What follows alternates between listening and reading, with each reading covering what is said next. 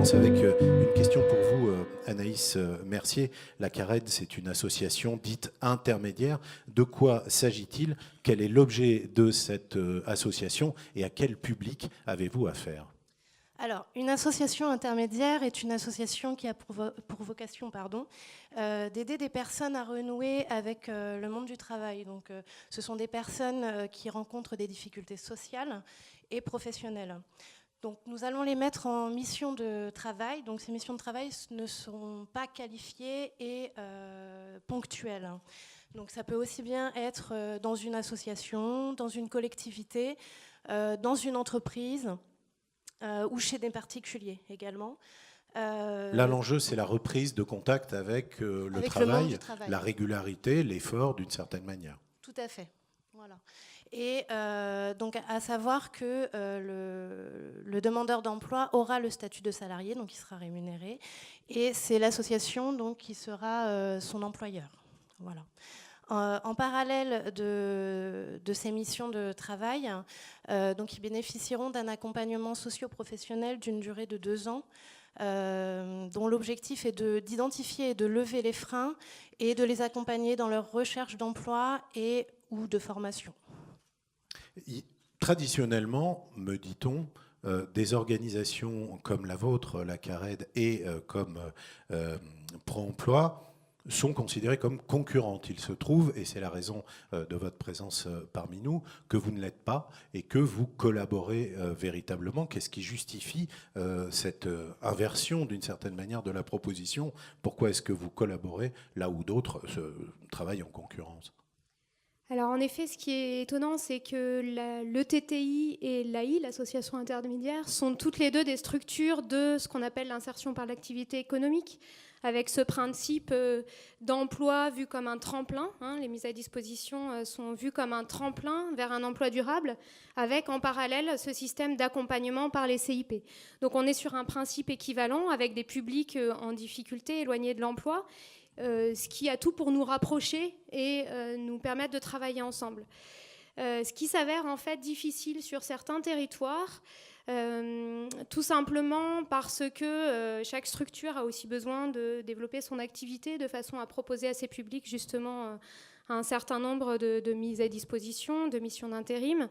Et du coup, parfois sur certains territoires, au lieu de se coordonner, l'écueil, c'est plutôt d'être vu comme des structures concurrentes auprès des entreprises, notamment dans les chantiers en bâtiment sur lesquels l'IAE peut être une réponse à des chantiers sur lesquels il y a des clauses d'insertion. Je crois qu'on y reviendra plus tard. Absolument, absolument. C'est peut-être d'ailleurs ce qui a justifié la formalisation de ce partenariat. Ce n'est pas qu'une déclaration d'intention. Il y a une convention, un contrat qui lie vos deux structures, contrat signé en 2009. Quel est l'intérêt de justement cette formalisation, de cette institutionnalisation de votre collaboration? Alors c'est vrai que du coup, Pro-Emploi Intérim et la CARED ont vu au contraire leur travail comme non pas un risque, mais vraiment une opportunité sur le territoire Nord-Seine-et-Marne. On a vraiment considéré que notre complémentarité était un atout. Ça nous permet en fait de nous présenter en tant qu'acteurs économiques sur le territoire et de faire une proposition conjointe en fait au niveau des entreprises pour répondre à cette fameuse clause d'insertion notamment. Donc voilà. C'est une association qui est fondée sur votre légitimité aux yeux des partenaires, mais aussi sur votre expertise technique. C'est une association de savoir-faire en vérité. C'est ça, tout à fait. Alors, pour Pro-Emploi Intérim, notre intérêt, c'est vraiment à la fois de se présenter, ce que je disais, comme acteurs économiques ensemble. Pour nous, l'atout majeur, c'est aussi de pouvoir, en fait, accueillir des publics orientés déjà par la CARED. Donc, ce sont des personnes qui sont déjà rentrées dans ce système, en fait, d'emploi tremplin d'accompagnement. Elles ont été préparées. Voilà, donc il y a déjà une première marche d'avancée et pour nous, c'est un travail qui se poursuit dans le bon sens. Alors après, je te laisse peut-être expliquer pour la...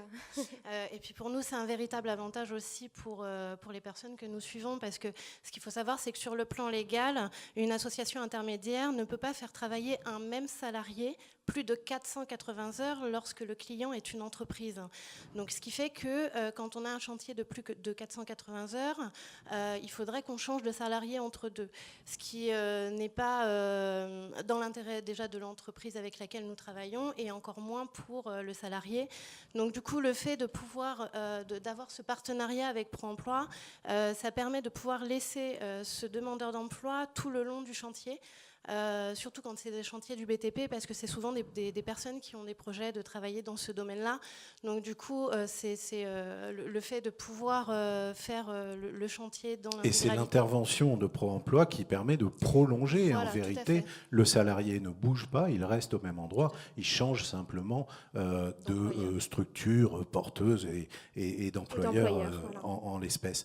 Vous évoquez... Pardon, je reformule le partenariat que vous évoquez à l'instant atteste de la volonté de faire durer ces parcours.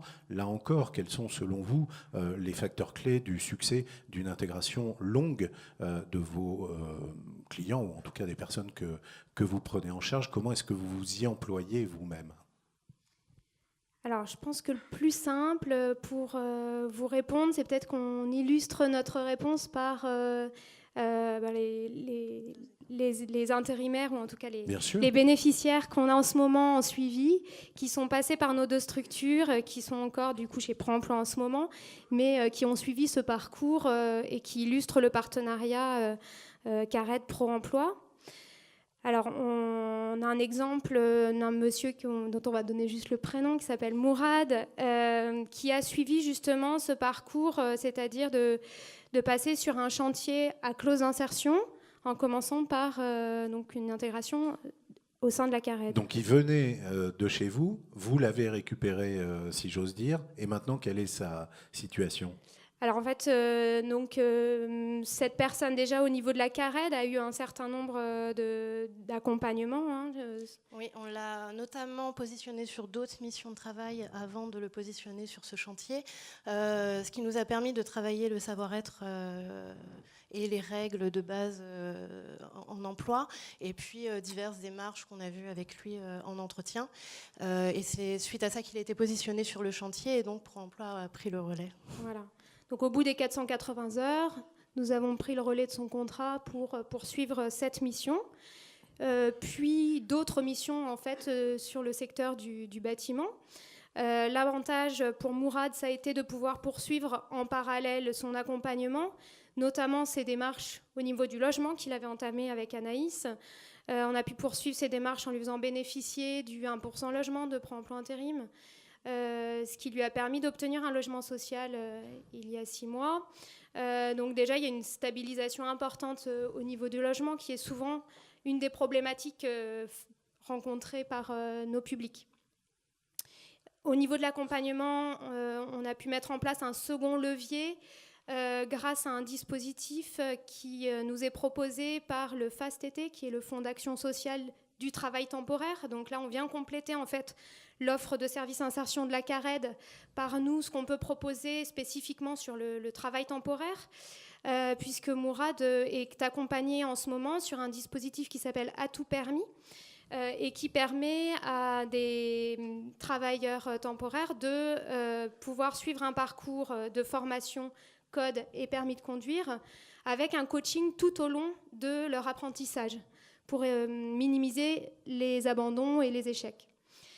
Et puis, nous avons travaillé et confirmé son projet professionnel dans le bâtiment, si bien qu'il est actuellement en fait en formation professionnelle sur le métier de maçon, avec vraiment un parcours professionnalisant à l'AFPA.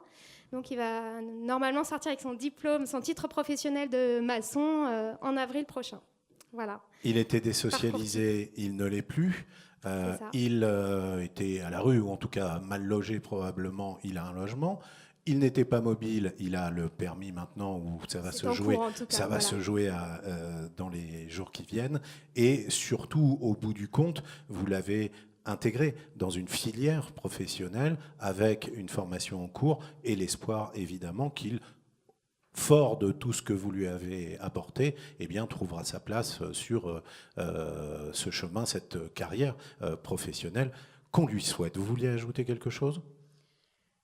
Je pense que les maîtres mots pour le partenariat Carrette Pro-Emploi, c'est vraiment complémentarité et concertation.